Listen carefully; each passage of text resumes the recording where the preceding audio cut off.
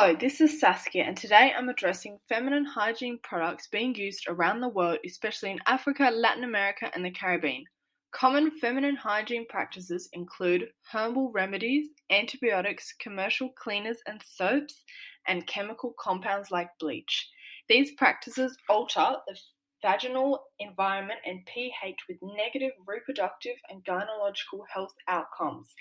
This can make women more at risk for infections like HPV, which can cause cervical cancer. For women in Haiti, a country in the Caribbean, 49% of cancer deaths are related to cervical cancer.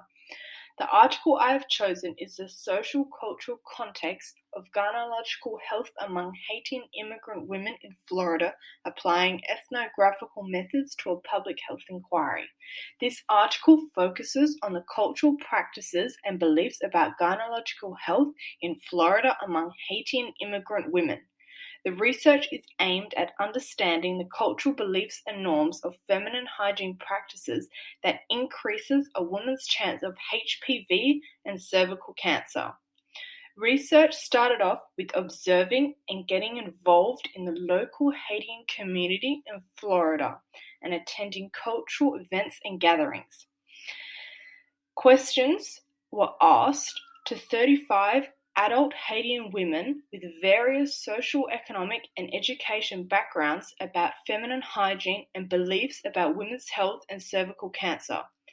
The study found women were using feminine hygiene products for a variety of social cultural reasons. Women explained that this was done for hygiene reasons and to dry and tighten the vagina for increased sexual pleasure for males.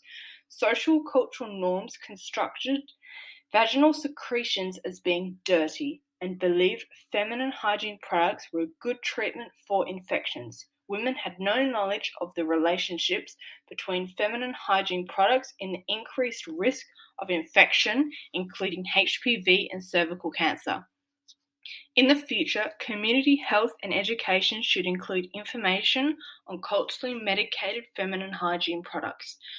Future studies should have larger sample size to see differences in socio-economic statuses between women, as this study didn't find any among the 35 women. When designing and implementing interventions, it is important to consider gender inequality and notions on female cleanliness. Cultural framework shapes gynecological health beliefs and helps guide behaviors regarding women's health. Created using Powtoon.